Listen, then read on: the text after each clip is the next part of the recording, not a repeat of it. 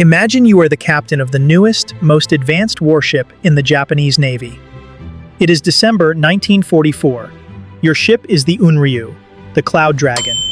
It is 17,000 tons of steel. It is faster than a submarine. It is armed with the latest radar. It is designed to rule the ocean. But you know a secret that the Americans don't. Your ship is a lie. You have no airplanes. You have no pilots.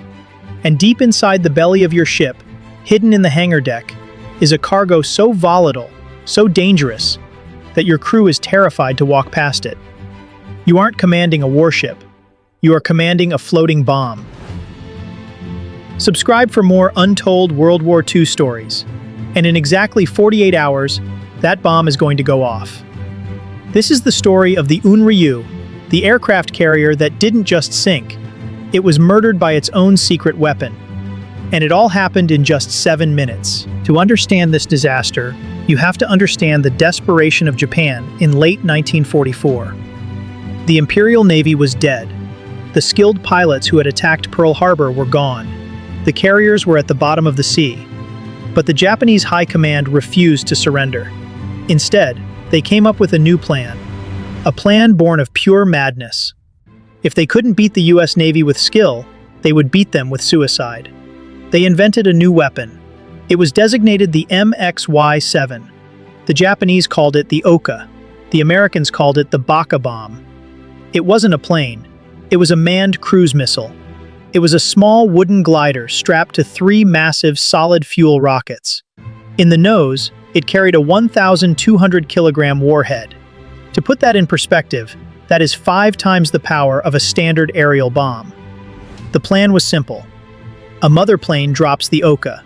The pilot climbs inside, bolts the hatch shut, and ignites the rockets. The missile would scream toward an American ship at 600 miles per hour. At that speed, no anti-aircraft gun in the world could track it. It was unstoppable. It was the ultimate weapon. But there was one problem. The weapon was in Japan. The targets were in the Philippines. How do you move 30 massive, explosive-filled suicide rockets across an ocean swarming with American submarines? You need a delivery truck. A big one. Enter the Unryu. She was the lead ship of a new class of carriers. She was beautiful. She was fast. But she was empty. Japan had no fuel to train pilots for her. So, the High Command made a decision that borders on criminal negligence. They turned their brand new fleet carrier into a cargo ferry. On December 17, 1944, workers loaded 30 Ohka suicide rockets into the lower hangar deck of the Unryu. They strapped them down tight. Think about that. 30 warheads, over 30 tons of high explosives, sitting inside a metal box, sailing into a war zone. Captain Kaname Konishi knew it was a suicide mission. He looked at his beautiful ship, packed with trucks, mortars, and these terrifying rockets, and he knew. If they took a hit, just one hit, there would be no saving her. He was given 3 escort destroyers, including the legendary Shigure, the lucky ship, that had survived every major battle of the war. But luck doesn't stop torpedoes. December 19th, the East China Sea. A massive winter storm slams into the convoy. Waves are crashing over the flight deck. Visibility is 0. Captain Konishi hopes the storm will hide him from American planes. And he is right. The planes are grounded. But the storm makes him deaf. The roar of the waves masks the sound of propellers underwater. Lurking beneath the waves is the USS Redfish. She is a small Palau-class submarine, 80 men, 1,500 tons. Compared to the Unryu, she is a toy. But her commander, Louis D. McGregor, is a hunter. He has been tracking the convoy on radar for hours. The storm is tossing his submarine around like a cork, but he holds steady. At 4:35 p.m., as the sun begins to set, McGregor raises his periscope. Through the spray and the rain, he sees it. A flat top, a carrier, the ultimate prize. He doesn't know it's carrying suicide rockets. He just knows it's a target. He maneuvers the Redfish into position. He is inside the destroyer screen. The Japanese escorts are blind in the storm. McGregor whispers the order. Fire 1, Fire 2, Fire 3, Fire 4. 4 Mark 23 torpedoes streak through the water. On the bridge of the Unryu, a lookout screams, "Torpedoes! Starboard side!" Captain Konishi shouts for a hard turn. The massive ship leans, groaning as it tries to dodge. But you cannot turn a 17,000-ton mountain of steel on a dime. Boom! The first torpedo hits. It strikes below the bridge. It wipes out the boiler rooms. The power dies instantly. The ship goes dead in the water. Now normally, an aircraft carrier can survive one torpedo. They are built like honeycombs, full of watertight compartments. The Unryu was listing, but she wasn't sinking. She could have been towed. She could have been saved. But then, the second torpedo arrived. It hit the bow, right where the lower hangar deck was. Right where the 30 Ohka suicide rockets were strapped to the wall. This is the moment the secret weapon turned traitor. The shockwave from the torpedo triggered the warheads. 1.2 tons of explosives, times 30, all at once. It wasn't an explosion. It was an erasure. The force of the blast was so violent, it didn't just rip a hole in the ship, it blew the entire bow off. The front section of the aircraft carrier detached from the hull and disintegrated. A fireball rose into the storm, turning the night into day. The pilots who were supposed to fly those rockets, they were vaporized instantly. The weapon that was supposed to save the Empire had just executed its own mothership. Inside the Unryu, it was hell on earth. The sea didn't leak in, it rushed in like a river. With the bow gone, the structural integrity of the ship vanished.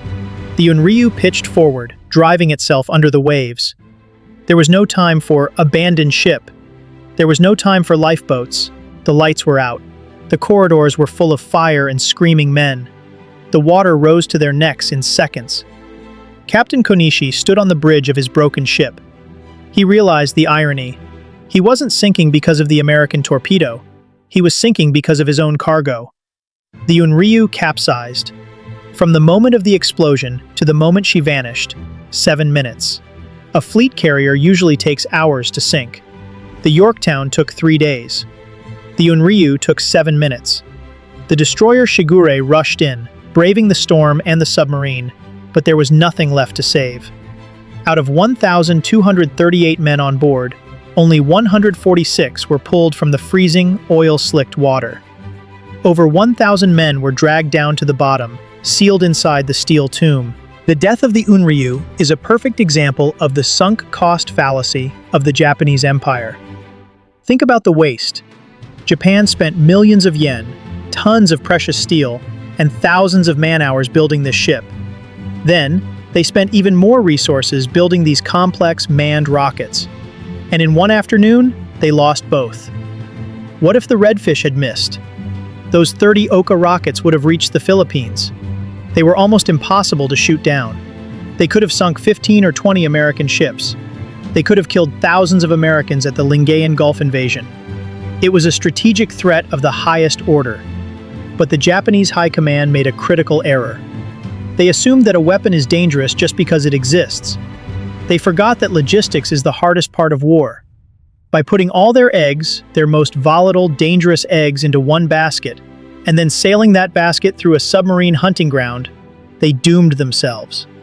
They forged a samurai sword, used it to chop firewood, and were surprised when it shattered. The wreck of the Unryu lies today at the bottom of the East China Sea. It is a monument to a specific kind of military madness. It reminds us that technology without wisdom is just a fancy way to commit suicide. The Cloud Dragon never launched a single plane. It never fired a shot in anger. It was a warship that was destroyed by the very thing it was trying to protect. The Ohka rockets were designed to kill Americans. In the end, the only ship they ever successfully sank was their own. What do you think? Was the Ohka project a terrifying innovation or the desperate act of a dying empire? And would you have risked sailing on a ship loaded with 30 tons of loose explosives? Let me know in the comments below.